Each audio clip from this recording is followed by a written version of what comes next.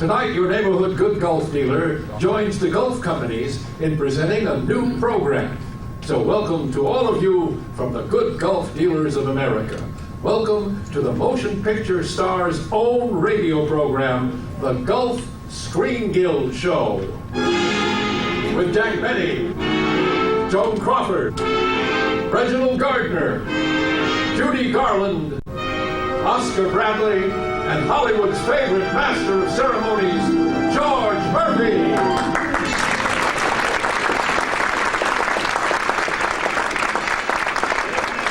Ladies and gentlemen, and welcome to the Screen Guild Show. Maybe you're wondering why we call this the Motion Picture Stars' own program. Well, you see, it's this way. This show is written, directed, and acted by the greatest names in the motion picture industry, with every type of entertainment that represents Hollywood. Reviews, musical comedies, dramatic shows, different writers, directors, and stars each week. But most important, the money that the Gulf Oil Company pays the stars for appearing on this program will be turned over to the Motion Picture Relief Fund. So, you see, it is really our own program, and we hope that you have as much fun listening to it as we have bringing it to you. So let's swing right into the show with a star who still manages to keep her youthful appearance in spite of her 15 years. Miss Judy Garland.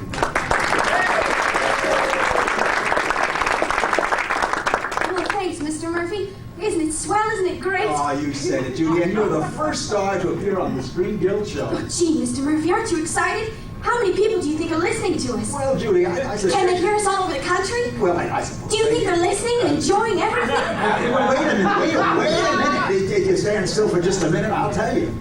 You must have been vaccinated with a pogo stick. Mr. Murphy, where's the Master of Ceremonies? Well, Judy, I'm Master of Ceremonies.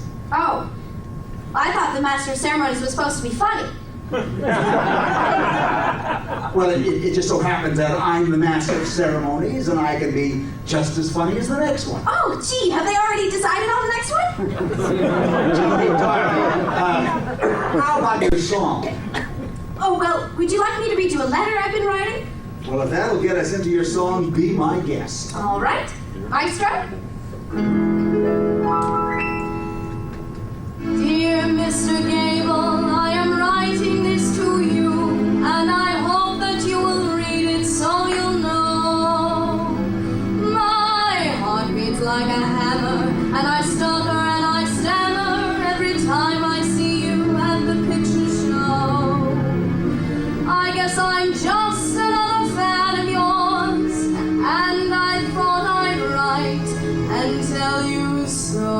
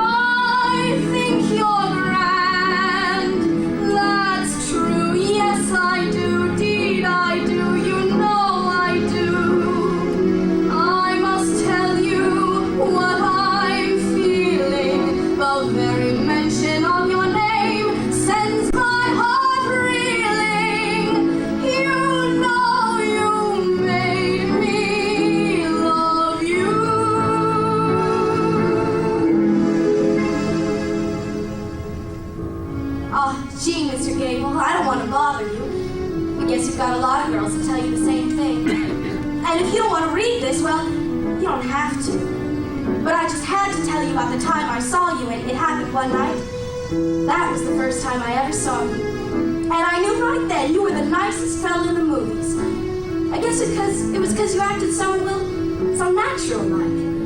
Not like a real actor at all, but just like any fella you'd meet at school or at a party. And then one time I saw you in a picture with Joan Crawford. I had to cry a little, because you loved her so much, and you couldn't have her. Well, not to the end of the picture, anyway. And then one time I saw you in person.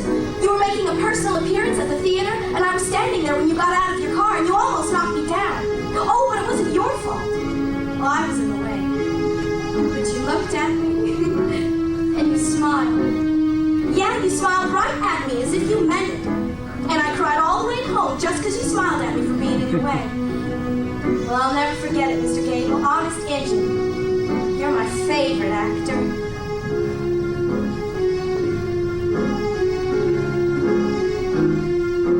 I don't care what happens, let the whole world stop. As far as I'm concerned, you'll always be the top, 'cause you know you made me love you.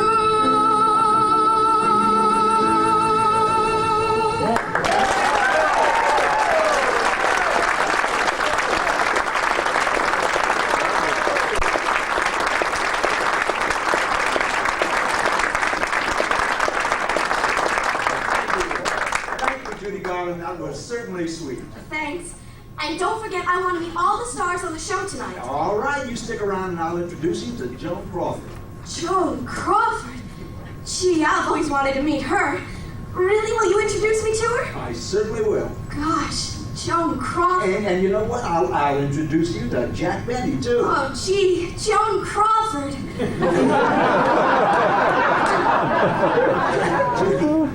Judy, it looks as though you're really serious about this. Hey, somebody just came in. That might be Joan now. Excuse me, pardon me, old boy, but am I interrupting anything? No, not at all.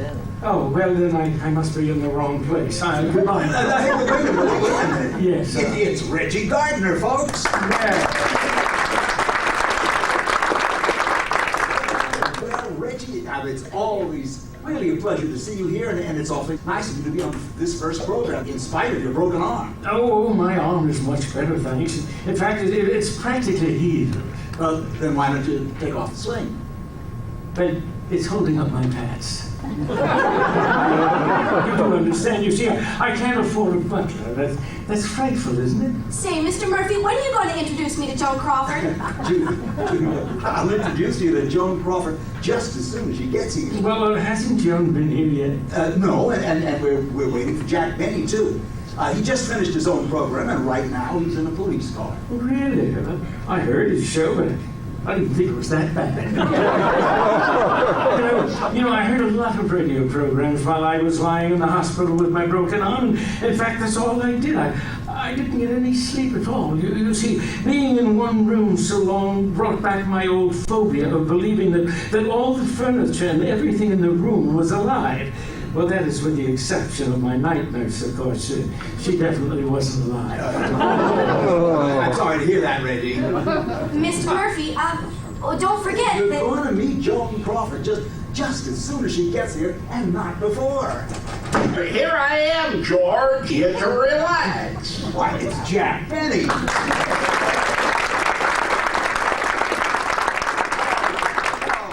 Well, George, you know, I bet you were kind of worried that I wouldn't get here on time, weren't you?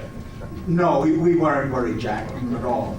Well, gee, you must have been worried a little bit. No, not even a little bit. Darn it. I was hiding for nothing. You know, George, I had an awful time getting here. But it's the last time I'm going to go any place with a police escort, believe me.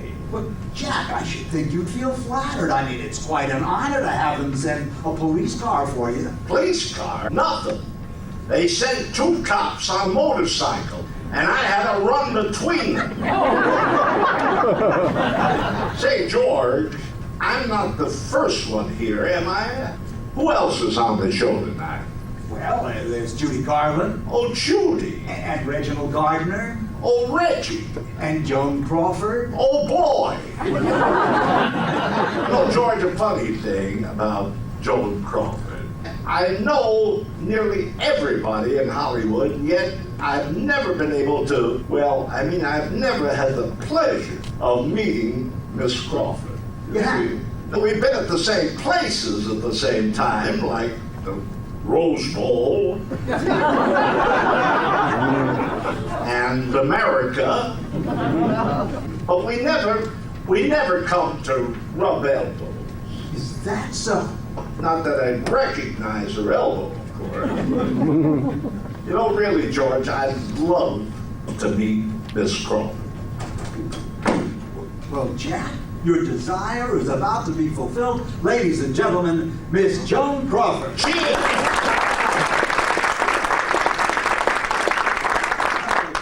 Well, hello, George. Joan, I just can't tell you how happy I am that you're here. But before I say another word, I want you to meet Jack Benny. He's one of your greatest fans. Fan? I'm practically a windmill. How do you do, Mr. Benny? You know, I'm so glad to know you, Miss Crawford. And George is right, absolutely right. I've always been a great admirer of yours. Well, thank you, Jack. I call you Jack because I feel like I almost know you. You do? Oh, yes.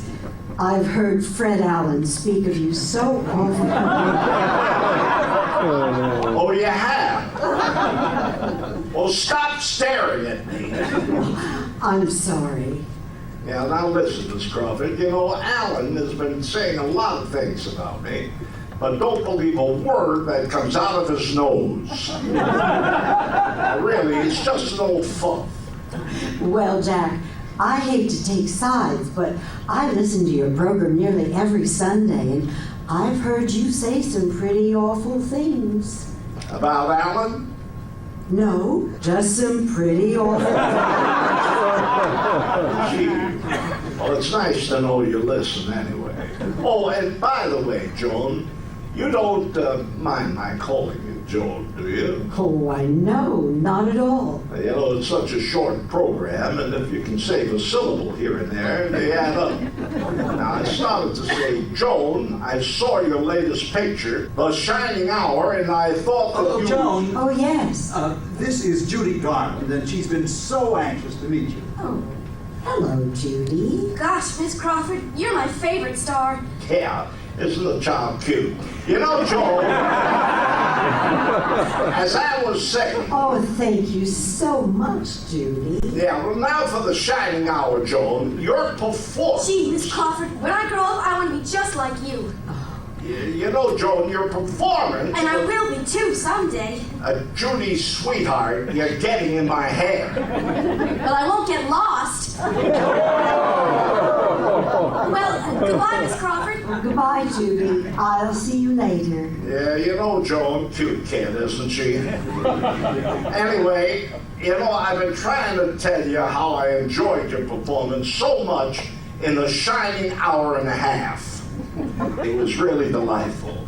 I'm in the cinema, too, you know. Oh, yes, I know. And I've always enjoyed you very much. You have? Mm-hmm. Gee. Well, look, I mean, if you mean that, Joan, there's a question that I'd like to ask you. I know it may sound silly, but it means an awful lot to me.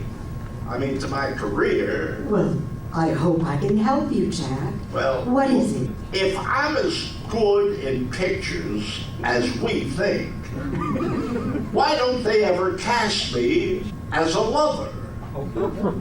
I mean, after all, there must be some people who think I'm attractive. Oh, there must be.